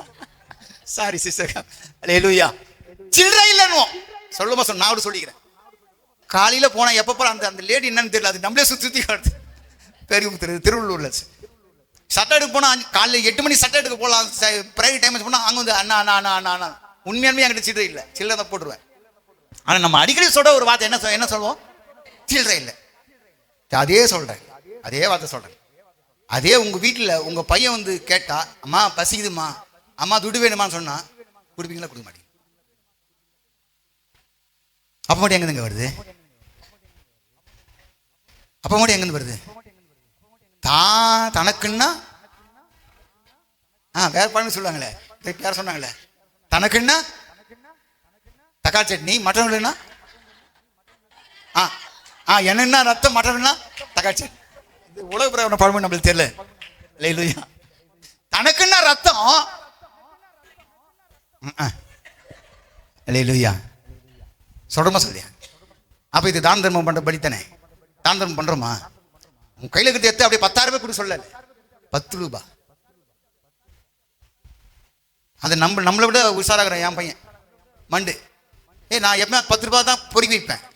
சில்லறை இந்த காணிக்கு போகிற டப்பா வர்றது, அந்த 10 ரூபாய் காணிச்சு காரில் முன்னாடி வைப்பேன். எதுக்காகன்னா, எங்கன்னா போனால் 10 ரூபாய் கொடுக்கணுமே, எங்கன்னா போனால் 10 ரூபாய் கொடுக்கணும். இவனோட தாராளமா, டேடி பாவம் டேடி, ஒரு 50 ரூபாய் கொடுங்க, இவரை சம்பாதிச்சு கொடு. அல்லேலூயா. அன்னைக்கு கூட போனோம், எங்கே போனோம், நாங்கள் எல்லாம் போகும்போது சாப்பிட்டு அவர் வணக்கூட பண்ண அட்லீஸ்ட் வணக்கம் பண்ணாத 10 ரூபாய் கொடுக்குறோம். வணக்கூட பண்ண கூப்பிட்டு அவருக்கு ஒரு 20 ரூபா 30 ரூபா கொடுத்து வரோம். அல்லேலூயா. ஆனால் அந்த மாதிரி தான் தானம் பண்ணல. கரெக்டாக ஒரு அட்லீஸ்ட் 10 ரூபாய் தான், ஒரு 20 ரூபாய். இல்லையா? இல்லாதவங்களுக்கு பசின்னு கேட்குறாங்களா, வாங்கி கொடுங்க, ஏதாவது ஒன்று வாங்கி கொடுங்க. உங்களுக்கு இல்லைனாலும் பரவாயில்ல, ஒரு வேளை சாப்பிட்டுலாம் செத்து போட்டீங்களா? சாவே மாட்டோம். நான் இருந்திருக்கேன், இந்த மாதிரி நான் இருந்திருக்கேன் நிறைய முறை. இப்போ இல்லை, அந்த காலத்தில் நிறைய முறை பார்த்தீங்கன்னா பாஸ்டர்ஸ்மார்கள் கரெக்டாக அந்த சாப்பாடு டைம் தான் வரும். தப்பா சொல்லல, ஆனால் அவங்க எதுக்கு வராங்கன்னு தெரியல. சாப்பாடு டைம் தான், நிறைய முறை சாப்பாடு டைம் தான் வந்திருக்காங்க. கரெக்டாக நான் சாப்பிட போறேன், சாப்பாடு எங்கள் அம்மா போட்டு வச்சிருப்பாங்க, சாப்பிட போறேன், எடுத்து சாப்பிடலான்னு கரெக்டாக ஐயா பிரைஸரோட ஐயா அப்படின்னு சோதரையா. அவங்க மூஞ்ச பார்த்தா ரொம்ப விருத்து வருவாங்க. சாப்பிட்டது தெரியாது. நான் என்ன நினைக்குது, ஐயா சாப்பிட்டீங்க ஐயா? சாப்பிட்டேன். இல்லையா உண்மையாக சொல்லுங்க. இல்லையா இப்போதான் வந்துருக்கிறேன். அவருக்கு போட்டு நான் நிறைய முறை சாப்பிடாம இருந்தேன். அல்லேலூயா. ஏன்னா நம்மளால், அதாவது நன்மை செய்ய திராணி இருக்கும் பொழுது அதை செய்யத்தக்கவர்கள் செய்யாமல் இருப்பதே பாவம். நீ அதுக்காக பீடி பிடிக்கணும், சிகரெட் குடிக்கணும், தண்ணி அடிக்கணும் அவசியமே இல்லை. நீ நன்மை செய்ய திராணி இருக்கும் பொழுதே அதற்குரியவர்கள், அதற்குரிய மக்கள் அதற்கு நீங்கள் செலுத்தாவிட்டால் அதுவே பாவம் ஆண்டவருடைய பார்வையில். இன்னைக்கு நாம் எப்படி இருக்கிறோம்? நன்மை செய்கிறோமா? தான தர்மம் பண்றோமா? இன்னைக்கு 10 ரூபாய் 100 ரூபாய் குத்துறாலே நான் குத்தேன்னு சொல்லி கொண்டிருக்கிறோமே. தர்மம் செய்யும் போது மற்றவர்களுக்கு செய்ய தெரியக்கூடாது. இன்னைக்கு நிறைய பேர் அன்னதானம் பண்றான். அன்னதானம் அதனால ஒரு பிரயோஜனமும் கிடையாது. அதான் ஆண்டு சொல்ற, நீயோ தர்மம் செய்யும் பொழுது அந்த வசனத்தை நீங்க வாசுங்க. மத்தியில் நினைக்கிறேன், மத்திய 6வது அதிகாரம் 1வது வசனம் வாசிங்க. 1வது வசனத்தில் வாசிக்கிறமாக, மனுஷர் காண வேண்டும் என்று அவர்களுக்கு முன்பதாக உங்கள் தர்மத்தை செய்யாதபடிக்கு எச்சரிக்கையாயிருங்கள். செய்தால் பரலோகத்தில் இருக்கிற உங்கள் பிதாவினிடத்தில் உங்களுக்கு பங்கு இல்லை. அன்னதானம் யாரு? So and so. என் பிறந்த நாளுக்கு ஆசை இல்லை, நான் பெருமையா கொடுப்பேன் 100 பேருக்கு. இது எல்லாம் கர்த்தர் விரும்புவது கிடையாது. இந்த பலிகளின் மேல் கர்த்தர் விரும்புவது கிடையாது. அவர் சொல்லுகிறார், எச்சரிக்கையா இருங்கள். செய்தால் பரலோகத்தில் இருக்கிற உங்கள் பிதாவினிடத்தில் உங்களுக்கு பங்கில்லை. ஆகையால் நீ தர்மம் செய்யும் போது மனுஷரால் புகழப்படுவதற்கு மாயக்காரர் ஆலயங்களிலும் வீதிகளிலும் செய்வது போல உனக்கு முன்பாக தாரை ஊதுவியாதே. அவர்கள் தங்கள் பலனை அடைந்து தீர்ந்தது என்று மெய்யாகவே உங்களுக்கு சொல்லுகிறேன். அல்லேலூயா. நல்ல கவனிங்க. எவ்வளவோ நன்மைகளை செய்து நான் செஞ்சிருக்கேன். இதுவரைக்கும் யாரிடத்திலும் நான் சொன்னதும் கிடையாது, சொல்ல போவதும் கிடையாது. ஏதாவது இப்படிப்பட்ட ஒரு சூழ்நிலை வந்தால் மட்டும்தான் நான் சொல்வேன். கவனிங்க, நானும் பல பேர்களுக்கு நன்மை செய்திருக்கிறேன், அற்புதங்கள் செய்திருக்கிறேன், நிறைய டொனேஷன் பண்ணியிருக்கேன். ஆனால் அதை எல்லாம் சொல்லிக் கொண்டிருக்கேன். ஏன்னா அதை சொல்றாரு, நீ தர்மம் செய்யும் போது முன்னாடி பார்த்து தாரை ஊதுவியாதே. 1வது வசனம் சொல்றாரு, உனக்கு முன்பாக தாரை ஊதுவியாது. அப்படின்னா தாரைன்னா எது? அந்த தாரைன்னா ஊருக்கே கேட்கும். செத்துட்டாங்கன்னா தாரை ஊதுவாங்க பார்த்தீங்களா, ஊருக்கே தெரியும். அப்பெல்லாம் ஏன் அந்த தாரை ஊதுறாங்கன்னா எல்லாருக்கும் தெரியும், ஓ யாரோ செத்துக்கிறாங்க, வாங்க போகலான்னு போவாங்க. தர்மம் செய்யும் போது அதான் சொல்றாரு, மற்றவர்களுக்கு தான தர்மம் செய்கிற பலியில ஆண்டவர் பிரியமாக இருக்கிறார். நன்மை செய்யவும் தான தர்மமானவும் மறவாதிருங்கள். இன்னைக்கு ஏடபிள்யூசி மக்களே, நீங்கள் இவைகளிலே ஜாக்கிரதையாக எச்சரிக்கையாக இருக்க வேண்டும். நீங்கள் செய்கிற நன்மைகள், நீங்கள் செய்கிற உதவிகள், நீங்கள் செய்கிற தான தர்மங்கள் எதையும் நீங்கள் சொல்லக்கூடாது. சொல்லாமல், அதாவது வலது கை செய்கிறதை, இவர்கள் தான் பெந்தேகோஸ்தே அனுபவத்தை உடையவர்கள். அல்லேலூயா. இவர்கள் தான் பெந்தேகோஸ்தே அனுபவத்தை உடையவர்கள். நிறைய வசனம் இருக்கு. லூக்கால ஒரு சம்பவத்தை பார்த்தீங்கன்னா 17ஆம் அதிகாரத்தில்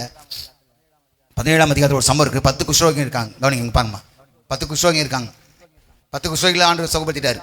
அப்போ ஒருத்தர் தான் திரும்பி வந்து மீதி 9 பேர். 17வது வசனத்தை வாசிக்கிறேன். அப்பொழுது இயேசு, சுத்தமானவர்கள் 10 பேர் அல்லவா, மற்ற 9 பேர் எங்கே? தேவனை மகிமைப்படுத்துகிறதற்கு இந்த அந்நியனே ஒழிய மற்றொருவனும் திரும்பி வர காணோமே. அல்லேலூயா.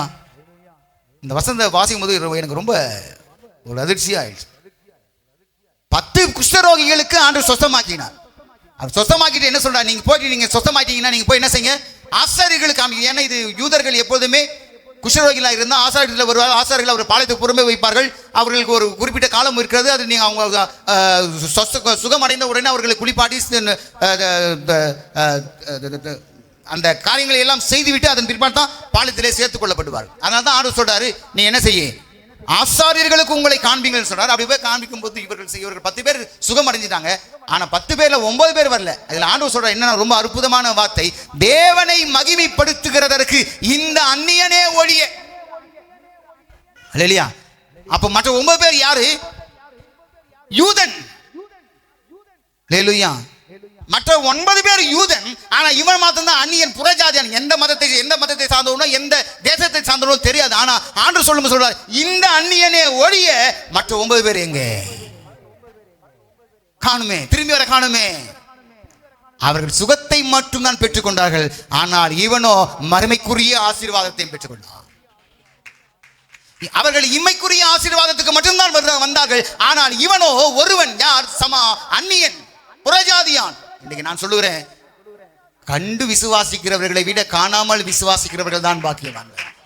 கண்டவர்கள் யூதர்கள், காணாதவர்கள் புறஜாதிகளாக இருக்கக்கூடிய நாம், இன்றைக்கு நாம் தான் ஆசீர்வதிக்கப்பட்டவர்கள். நல்லா கவனிச்சிங்க. பெந்தேகோஸ்தே அனுபவம் என்பது என்ன? ஜெபத்திலும் வேண்டுதலிலும் தரித்திருக்கணும். என் அன்பு தேவ பிள்ளைகளே, இப்படிப்பட்ட பலிகள் மேல் ஆண்டவர் பிரியமாயிருக்கிறார். ஆகவே ஸ்தோத்திர பலியை நாம் செலுத்துகிறவர்களாய் இருக்க வேண்டும். நேரம் அதிகமாயிடுச்சு. இந்த 4 பாயிண்ட்டும் குடிக்கலான்னு பார்த்தா முடியல. கர்த்தருடைய நாம் மையப்படுவதாக. அல்லேலூயா. ஏன்னா ஜெபம் அதை பற்றி சொல்லிட்டா தான் கொஞ்சம் நல்லா இருக்கும். ஏன்னா நீங்கள் இந்த வார்த்தையில் இருந்தால் கொஞ்சம் மாற்றி ஜெபிக்கும் பொழுது ஆண்டவர் அற்புதங்களை செய்வார். இல்லைன்னா இந்த 4த்தையும், அதாவது ஸ்தோத்திரம் அது ஆர்டராக சொல்லணும்னா முதலாவது ஸ்தோத்திர பலி நாம் செலுத்தணும். 2வதாக நீங்கள் வேணால் எழுதி கொள்ளுங்க, குறிப்பு எடுத்துக் கொள்ளுங்க. 2வதாக ஜெபிக்க வேண்டும். 3வதாக வேண்டுதல் செய்யணும். 4வதாக விண்ணப்பம் பண்ணணும். அல்லேலூயா. இந்த ஸ்தோத்திர பலி முதல்ல ஸ்தோத்திரம். எதுக்கு ஸ்தோத்திரம் பண்ணணும்? ஆண்டவர் நமக்கு செய்த நன்மைகளுக்காக ஆண்டவருக்கு நாம் ஸ்தோத்திரம் பண்ணணும். ஏன்னா இன்னொரு வசனம் சொல்லுகிறது, ஸ்தோத்திர பலி இடுகிறவன் என்னை மகிமைப்படுத்துகிறான். அது மாத்திரமல்ல, புதிய ஏற்பாட்டில் இன்னொரு வசனம் சொல்லுகிறது, ஸ்தோத்திரத்தினாலே கிருபை பெருகும். அல்லேலூயா. ஸ்தோத்திரத்தினாலே கிருபை பெருகும். அப்போ ஆண்டவரிடத்திலிருந்து கிருபை நாம் பெற்றுக்கொள்ளனா ஸ்தோத்திரம் பண்ண வேண்டும். அல்லேலூயா. கவனி, இது ஸ்தோத்திர பலி. 2வதாக தான் ஜெபம். ஜெபம் என்பது என்ன என்று சொன்னால், ஜெபம் என்பது தேவனுக்கு எது தேவை என்பதை புரிந்து கொண்டு செயல்படணும். அல்லேலூயா. இது நமக்காகவோ பிறருக்காகவோ ஜெபிக்கக்கூடிய ஜெபம் அல்ல. ஜெபம் என்பது என்ன? தேவனுடைய தேவை எது என்பதை புரிந்து செயல்படணும். அப்ப தேவன் எதை எதிர்பார்க்கிறார்? தேவனுடைய விருப்பம் என்ன? தேவனுடைய சித்தம் என்ன? தேவன் எதை நம்மிடம் விரும்புகிறார் என்று சொன்னால் அதுதான் ஜெபம்.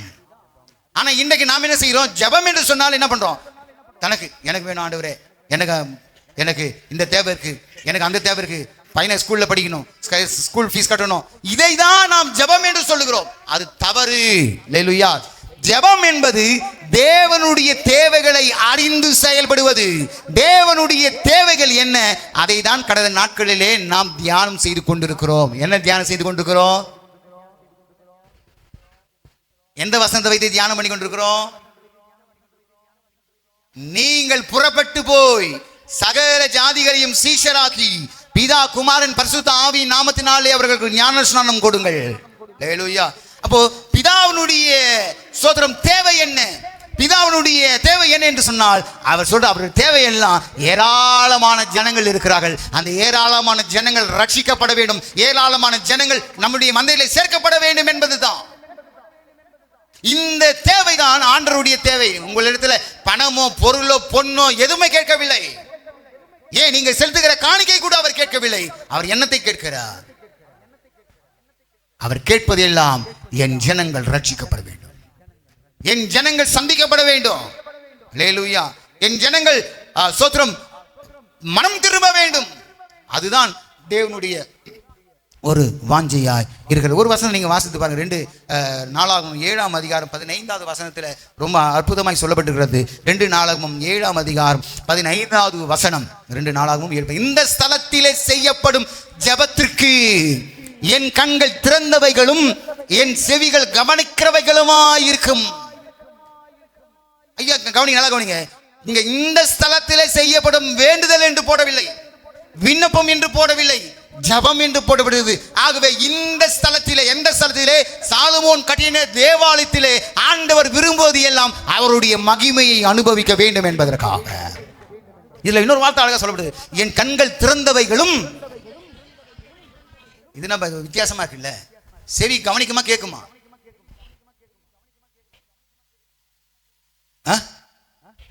கவனிக்கும், கேட்கும்.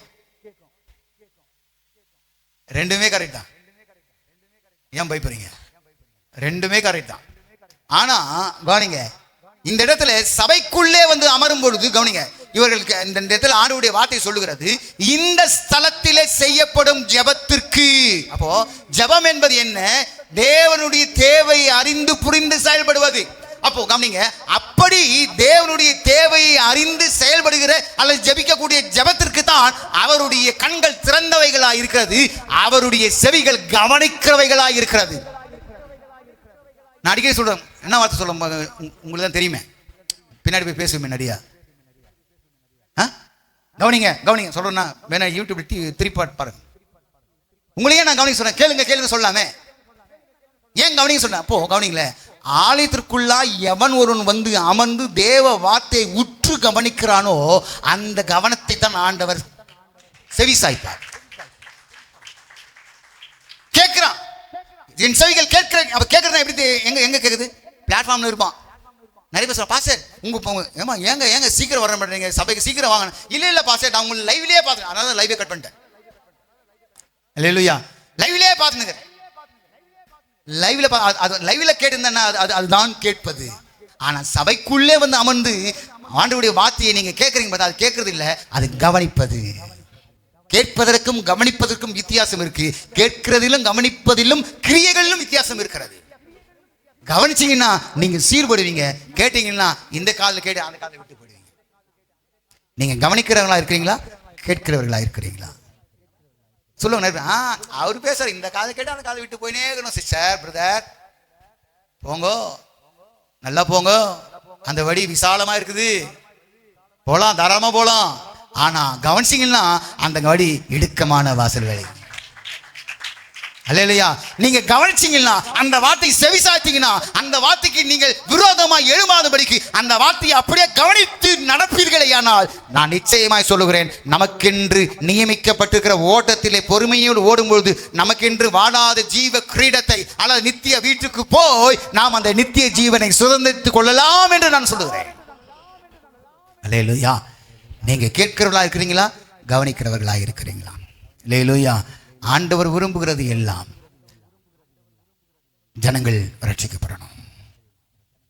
ஐயா, ஆண்டவர் வந்தது எதற்காக தெரியுமா? பாவியை மனம் திரும்புவதற்காக.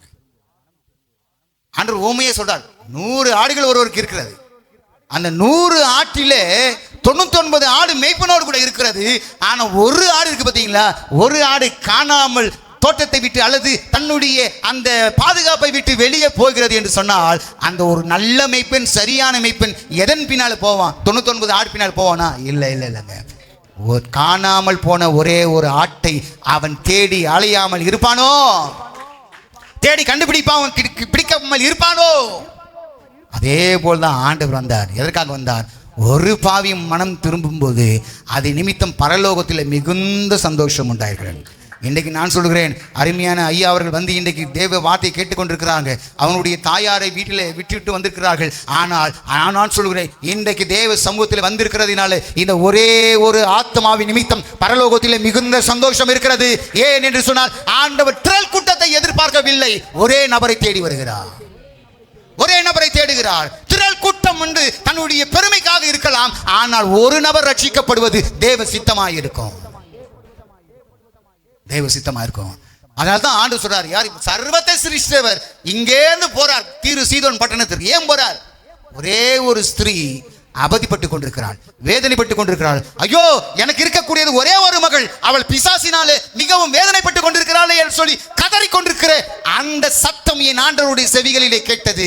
ஆகவே தான் அவர் அந்த தீரு சீதோன் பட்டணத்திற்கு போய் அந்த ஒரே ஒரு மகளை விடுவிப்பதற்காக போனார். முதல் முறையா போறார். தீரு சீதோன் பட்டணத்தை இதுவரைக்கும் அவர் போனதே கிடையாது. யாருக்காக போனார்? ஒரே யோவான்ல பாத்தீங்கன்னா, சமாரியா ஸ்திரீ, ஒரே ஸ்திரீ, அவள் பாவத்தில் இருக்கிறாள், அக்கிரமமான காரியங்களை செய்திருக்கிறாள். அந்த ஸ்திரீ ரட்சிக்கப்பட வேண்டும் என்பதற்காக அந்த ஒரு நோக்கத்தோடு கூட மதியான நேரத்தில் யாரும் போக மாட்டாங்க. ஆனா அந்த நேரத்திலே அவர் போகிறார், அந்த ஸ்திரீ நேரத்தில் பேசுகிறார். அந்த ஸ்திரீ முழு கிராமமே அந்த ஸ்திரீயின் மூலமா ரட்சிக்கப்பட்டது. அல்லேலூயா. என் ஆண்டவருக்கு திரள் கூட்டம் தேவையில்லை, என் ஆண்டவருக்கு தேவை ஒரே ஒரு மனிதன். அந்த ஒரு மனிதன் யார் தெரியுமா? திறப்பின் வாசலில் நிற்கக்கூடிய ஒரே ஒரு மனிதனை என் ஆண்டவர் தேடிக்கொண்டிருக்கிறார். திறப்பின் வாசலிலே கதறக்கூடிய ஒரே ஒரு மனிதனை தேடிக்கொண்டிருக்கிறார். அவருடைய தேவை என்ன? அவருடைய விருப்பம் என்ன? அவர் என்ன ஒரு பங்களாவை கட்டி கொடுக்கணும்னு விரும்புகிறாரா? இல்ல. ஆண்டவர் சொல்றாரு, நரிகளுக்கு குடிகளும் ஆகாயத்து பறவைகளுக்கு கூடுகளும் உண்டு, மனுஷகுமாரனுக்கோ தலை சாய்க்க இடம் இல்லை. ஆண்டவருக்கு ஒரு சென்ட் இடம் கூட கிடையாதுங்க. ஆனா யார் அவரு? சர்வத்தையும் படைத்தவர். இப்ப வந்து உட்கார்ந்து இருக்காருல்ல, இடம் இல்லாம இருக்காருல்ல. ஆனா அவருக்கு எவ்வளவு இடம் இருக்குதாங்க? அம்பத்தூர்ல இருக்கு. ஆனா இல்ல. காரணம் என்ன? யாருக்காக? தன் பிள்ளைக்காக. யாருக்காக? தன் மகனுக்காக. தன் மகன் நல்லா இருக்கணும். அதே போலதான் ஆண்டவரோ, ஐயோ எனக்கு இல்லைனாலும் பரவாயில்ல, தகப்பன் எண்ணம், தகப்பனுடைய உள்ளம் எனக்கு இல்லைனாலும் பரவாயில்ல, என் பிள்ளைகள் நல்லா இருக்கணும், என் பிள்ளைகள் ஆசீர்வாதமா இருக்கணும், என் பிள்ளைகள் சுகமா இருக்கணும். அல்லேலூயா. ஆண்டவர் விரும்புகிறது எல்லாம் மனம் திரும்புகிற ஒரு பாவி நிமித்தம் பரலோகத்தில் மிகுந்த சந்தோஷம் உண்டு. அதான் கவனிச்சிங்க. இது எத்தனை கொஞ்சம் போயிடும், என்ன திட்டாதீங்க, மனசில் என்ன பாசு அப்படின்னு சொல்லாதீங்க, நான் பாவம் இல்லை. அல்லேலூயா, அல்லேலூயா. ஆனால் சொன்னாதான் உங்களுக்கு நல்லா தெரியும் ஜெபம்னா என்ன புரியும். ஒரே ஒரு சம்பவத்தை மட்டும் சொல்லிட்டு நான் முடிக்கிறேன். அப்போஸ்தலர் 10ஆம் அதிகாரம், இது ரொம்ப முக்கியமானது. ஆனால் இப்போ 10ஆம் அதிகாரத்தில் முதல் 2 வசனத்தில் வாசிக்கிறேன், கவனிங்க. இத்தாலிய பட்டாளம் என்னப்பட்ட பட்டாளத்திலே 100க்கு அதிபதி ஆகிய கொர்நேலியு எனும் பேர் கொண்ட ஒரு மனுஷன் செசரியா பட்டணத்தில் இருந்தான். அந்த கொர்நேலியை பற்றி சொல்லப்பட்டிருக்கிறது. அவன் தேவ பக்தி உள்ளவனும் தன் வீட்டார் அனைவரோடும் தேவனுக்கு பயந்தவனுமாயிருந்து ஜனங்களுக்கு மிகுந்த தர்மங்களை செய்து எப்பொழுதும் தேவனை நோக்கி ஜெபம் பண்ணி கொண்டிருந்தான். நல்லா கவனிங்க. இந்த கொர்நேலியு ஜெபித்தான். என்ன ஜெபம் பண்ணினார்? அந்த வசன வாச பார்த்தீங்களா அந்த அதிகாரத்தை? அவர் எதற்காக ஜெபம் பண்ணார்? இவர் என்ன தேவைக்காக ஜெபம் பண்ணியிருப்பாரா? இல்லை. ஏனென்றால் அவன் அந்த ரோம அரசாங்கத்தில் 100க்கு அதிபதி. அது மாத்திரமல்ல, அவர் அந்த மனிதனை குறித்து சொல்லப்பட்டிருக்கிறது, அவன் ஜனங்களுக்கு மிகுந்த தர்மங்களை செய்து கொண்டு வந்தான். அப்படின்னா அவன் நல்ல இருக்கப்பட்டவன். அவன் தன்னுடைய தேவைகளுக்காக வேண்ட வேண்டிய விண்ணப்பிக்க வேண்டிய அவசியம் இல்லை. அவர் என்னை எதற்காக ஜெபித்துக் கொண்டிருந்தானாம்? தன்னுடைய வீட்டார் அனைவரும் ரட்சிக்கப்பட வேண்டும் என்பதற்காக ஜெபித்துக் கொண்டிருந்தார். 31ஆம் வசனத்தில் வாசி பாருங்க. கொர்நேலியுவே, உன் ஜெபம் கேட்கப்படுது, உன் தான தர்மங்களும் சந்நிதியில நினைத்தருளப்பட்டது. சூத்திரம் 24வது வசனம் வாசனம் கவனிங்க. மறுநாளிலே செசரியா பட்டணத்தில் பிரவேசித்தார்கள். கொர்நேலியு தன் உறவினர் யாவரையும் தன்னுடைய விசேஷித்த சிநேகிதரையும் கூறி வரவழைத்து அவர்களுக்காக காத்திருந்தான். அல்லேலூயா. யாருக்காக காத்திருந்தான்? பேதுருக்காக காத்திருந்தான். ஏன் காத்திருந்தார்? பேதுரு என்ன மீனவன், அதனால நல்ல மீன் எல்லாம் எத்தனை ஒரு காத்திருந்தார்? இல்லை இல்லை இல்லை. அவர் வாயிலிருந்து வரக்கூடிய வார்த்தைகளை கேட்பதற்காக, என் ஜனங்கள் ரட்சிக்கப்படுவதற்காக, என் ஜனங்கள் சோதரம் ஆசீர்வதிக்கப்படுவதற்காக, என்னுடைய ஜனங்கள் எல்லாரும் புறஜாதியார் விக்கிரக ஆராதனை செய்து கொண்டிருக்கிறார்கள், என் ஜனங்கள் எல்லாரும் ரட்சிக்கப்பட வேண்டும், தேவ பிள்ளையாய் மாற வேண்டும் என்ற ஏக்கம் அந்த மனிதனுக்குள்ள இருந்ததினாலே அவன் ஜெபித்துக் கொண்டிருந்தான். அவன் தன் தேவைகளுக்காக ஜெபிக்கவில்லை, தன்னுடைய வியாதியோ அல்லது தன்னுடைய சுகத்துக்காக ஜெபிக்கவில்லை. அவனுடைய எண்ணமெல்லாம் ஏக்கமெல்லாம். வேதம் சொல்லுவது, அறுவடையோ மிகுதி, வேலையாட்களோ கொஞ்சம். ஐயா, ஆண்டவர் சொல்றார், தீர்க்கதரிசி மூலமாக சொல்றார், யாரை நான் அனுப்புவேன்? யார் எனது காரியமாய் போவான்? யார் நமது காரியமாய் போவான்? என் ஆண்டவருடைய சத்தம் உங்கள் செவிகளை கேட்கிறது. ஜெபம் என்பது இதுவரைக்கும் நான் செய்து கொண்டிருக்கிற ஜெபம் நம்முடைய தேவைகளுக்காக ஜெபித்துக் கொண்டிருப்போம், அதுவல்ல ஜெபம். ஜெபம் என்றாலே தேவனுடைய தேவைகளை பூர்த்தி செய்வதுதான் ஜெபம். ஆகவே நாம் வேண்டுவதற்கு அமரும்போது அல்லது விண்ணப்பிப்பதற்கு அமரும்போது முதலாவதாக நாம் ஸ்தோத்திரங்களை செலுத்தணும், இரண்டாவதாக நாம் ஜெபிக்க வேண்டும். எதற்காக ஜெபிக்க வேண்டும்? ஆண்டவரே, பரமண்டலத்தில் இருக்கிற எங்கள் பிதாவே, உம்முடைய நாமம் பரிசுத்தப்படுவதாக, உங்கள் ராஜ்யம் வருவதாக, உம்முடைய சித்தம் பூமியில், அதுதான் ஜெபம். உம்முடைய சித்தம் பூமியிலே செய்யப்பட வேண்டும். அல்லேலூயா. உம்முடைய தேவை என்ன? உம்முடைய தேவை ஆண்டவர் எதிர்பார்க்கிற காரியங்கள் எல்லாம். என் ஜனங்கள் ரட்சிக்கப்பட மாட்டார்களா? என் ஜனங்கள் மனம் திரும்ப மாட்டார்களா? என் ஜனங்கள் இருதயம் குத்தப்பட மாட்டார்களா என்று ஏக்கத்தோடு ஏங்கிக் கொண்டிருக்கிறார். அந்த ஏக்கத்தை நிறைவேற்றுகிற நபர்கள் யார்? அவருடைய ஏக்கத்தை நிறைவேற்றுகிறவர்கள் எத்தனை பேர்? அந்த பிள்ளைகளுடைய ஜெபத்தை தான் என் ஆண்டவர் கேட்பார். ஆண்டவருடைய தாகத்தை, ஆண்டவருடைய விருப்பத்தை, ஆண்டவருடைய வெற்றிடத்தை நிரப்பக்கூடியவர்கள் இன்றைக்கு தேவை. ஆண்டவர் எதிர்பார்க்கக்கூடிய ஒரு காரியம் என்ன? எதிர்பார்க்கக்கூடிய ஒரு காரியம் என்ன? ஜனங்கள் ரட்சிக்கப்பட வேண்டும். அதான் சொல்றார், இழந்து போனதை தேடும் ரட்சிக்கவுமே மனுஷகுமாரன். அப்ப இழந்து போன அந்த இடத்தை என் ஆண்டவர் உங்களை நிரப்பிக் கொண்டிருக்கிறார். தேவ பிள்ளைகளே, ஜெபம் என்பது என்ன? தேவனுடைய தேவைகளுக்காக ஜெபிப்பது அல்லது பிரயாசப்படுவது அல்லது செயல்படுவது. வேதம் சொல்லுகிறது, மனுஷகுமாரன் கெட்டு போனதை ரட்சிக்க வந்தான். அன்பு தேவனுடைய பிள்ளைகளே, இந்த சிறியரில் ஒருவனாகிலும் கெட்டு போவது பரலோகத்தில் இருக்கிற உங்கள் பிதாவின் சித்தம் அல்ல. எல்லா ஜனங்களும் ரட்சிக்கப்பட வேண்டும் என்பதுதான் தேவனுடைய திட்டமும் தீர்மானமாக இருக்கிறது.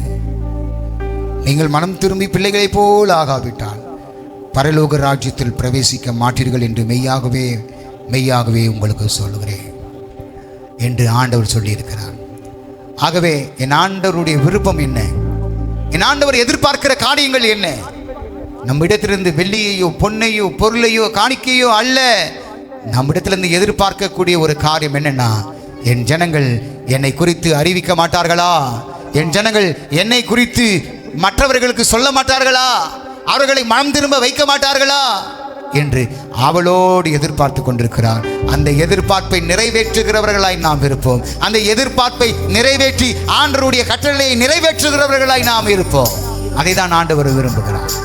அன்பு தேவ மக்களே, தேவ பிள்ளைகளே, இன்றைக்கு நீங்கள் தேவ சமூகத்திலே ஆண்டவர் சமூகத்திலே ஒப்பு கொடுப்போம். இதுவரைக்கும் ஜெபம் என்றால் என்ன என்று தெரியாமல் நாம் ஜெபித்துக் கொண்டிருந்தோம். இன்றைக்கு தான் ஜெபம் என்றால் என்ன? ஜெபம் என்பது தேவனுடைய தேவைகளை பூர்த்தி செய்வது. இன்றைக்கு நாம் முதலாவதாய் தேவனுடைய சித்தம் என்ன? தேவன் என்னை கொண்டு எதை செய்ய சித்தம் கொண்டிருக்கிறார், அதை நான் செய்யணும். இதுதான் பெந்தேகோஸ்தே ஒரு அனுபவம். பெந்தேகோஸ்தே அனுபவத்தை உடையவர்களாய் நாம் மாறுவோம். பெந்தேகோஸ்தே அனுபவம் எங்களுக்கு உண்டாகட்டும். இன்றைக்கு நாங்கள் கேட்டோம், பெந்தேகோஸ்தே அனுபவம் என்பது எல்லாரும் ஒருமனப்பட்டு 120 பேரும் ஒருமனப்பட்டு ஜெபத்திலும் வேண்டுதலிலும் தரித்திருந்தார்கள். அன்பு தேவ பிள்ளைகளே, நாம் ஜெபத்திலும் வேண்டுதலிலும் தரித்திருக்க வேண்டும். அப்படிப்பட்ட ஒரு அனுபவம் உடையவர்களாய் நாம் மாற வேண்டும். ஹல்லேலூயா, ஹல்லேலூயா. நன்றி அப்பா, உமக்கு ஸ்தோத்திரம். நல்ல தகப்பனே, இந்த நல்ல வேலைக்காய் உமக்கு நன்றி. இம்மட்டுமாய் நீர் எங்களோடு கூட பேசினி. பெந்தேகோஸ்தே அனுபவத்தை கொண்டு எங்கள் மத்தியிலே நீர் பேசிக் கொண்டிருக்கிறதுக்காய் ஸ்தோத்திரம். பல அனுபவங்கள் இருக்கிறது. அவைகளிலே இன்றைக்கு நாங்கள் தியானித்தோம். பெந்தேகோஸ்தே அனுபவம் என்பது எத்தனை பேர் கூடுகிறார்களோ, 100 பேரோ 120ஓ 3000ஓ 5000ஓ எவ்வளவு பேர் வந்தாலும் அவர்கள் எல்லாரும் ஒருமனப்பட்டு ஜெபத்திலும் வேண்டுதலிலும் தரித்திருந்தார்கள் என்று நாங்கள் வேதத்திலே வாசிக்கிறோம். அதே போல எங்கள் சபையிலே ஒரு மனம் உண்டாகி ஜெபத்திலும் வேண்டுதலிலும் ஜெபிக்க வரும் பொழுது, சபைக்கு வரும் பொழுது வேறொரு நபரை குறித்து பேசாமல், வேறொரு காரியங்களை குறித்து பேசாமல், எந்த அனாவசியமான காரியங்களை குறித்து பேசாமல் எங்கள் சபை மக்கள் ஜெபத்திலும் வேண்டுதலும் தரித்திருப்பார்களாக. புறம் கூறாமல், முரட்டாட்டம் பண்ணாமல், ஒரு மனதோடு கூட செயல்பட்டு ஜெப ஆவியை உடையவர்களாய், விண்ணப்பத்தின் ஆவியை உடையவர்களாய், கிருபையின் ஆவியை உடையவர்களாய், வேண்டுகிற ஒரு அனுபவம் உடையவர்களாய், ஜெபிக்கிற ஒரு அனுபவம் உடையவர்களாய் மாறுவார்களாக. ஆண்டவர் அப்படிப்பட்ட ஒரு விசேஷித்த அபிஷேகத்தை தம்முடைய பிள்ளைகளுக்கு கொடுக்கும்படி ஜெபிக்கிறேன். எல்லா ஜனங்களும் மனம் திரும்ப வேண்டும் என்பதுதான் உம்முடைய சித்தம். மனுஷகுமாரன் கெட்டு போனதை ரட்சிக்க வந்தார் என்று சொல்லி நாங்கள் வேதத்திலே வாசிக்கிறோம். ஆண்டவரே, கெட்டு போன பிள்ளைகளை நீ ரட்சிப்பீராக. ஆண்டவரே, அவர்கள் மனம் திரும்புவார்களாக. சிந்தையிலே, வார்த்தையிலே, எல்லாவற்றிலேயும் ஆண்டவரே ஸ்தோத்திரம். கெட்டு போன ஒரு நபர்களை என் ஆண்டவரை மாற்றும்படி நாங்கள் ஜெபிக்கிறோம். இந்த சபையிலே நாங்கள் அப்படிப்பட்டதான ஒரு விண்ணப்பங்களை நாங்கள் ஏறெடுக்கிறோம். ஆண்டவரே, பெந்தேகோஸ்தே அனுபவம் எங்கள் சபை மக்களுக்கு உண்டாகட்டும். ஆசீர்வதியும் இயேசுவின் நாமத்தில் பிதாவே, ஆமென். ஆத்துமாவே கர்த்தரை ஸ்தோத்திரி, என் உள்ளமே என் ஆத்துமாவே கர்த்தரை ஸ்தோத்திரி. அவர் செய்த சகல உபகாரங்களை நம்முடைய கர்த்தராகிய இயேசு கிறிஸ்துவினுடைய கிருபையும் பிதாவாகிய தேவன் பரிசுத்த ஆவியானவருடைய அன்பினையும் இன்னும் வேண்டும் சதா காலையில் நம் அனைவரோடும் கூட தங்கி நிலைத்திருப்பதாக. ஆமென். நாம் கடைசியாக விசுவாச அறிக்கையோடு நாம் கடந்து செல்வோம். இயேசு இரத்தத்தில் மறைந்துள்ளேன், அவர் இரத்தத்தில் மறைந்துள்ளேன், இயேசு இரத்தத்தில் மறைந்துள்ளேன். சாத்தான் தீங்கு செய்ய முடியாது, தீங்கும் என்னை அணுகாது. திங்களை திங்களை திங்களை திங்களை திங்களை திங்களை திங்களை திங்களை சாத்தான் தீங்கு செய்ய முடியாது, தீங்கும் என்னை அணுகாது. ஆமென். சமாதானத்தோடு போய் வாருங்கள். தேவ சமாதானம் உங்களோடும் உங்கள் குடும்பத்தோடும் இருப்பதாக. ஆமென்.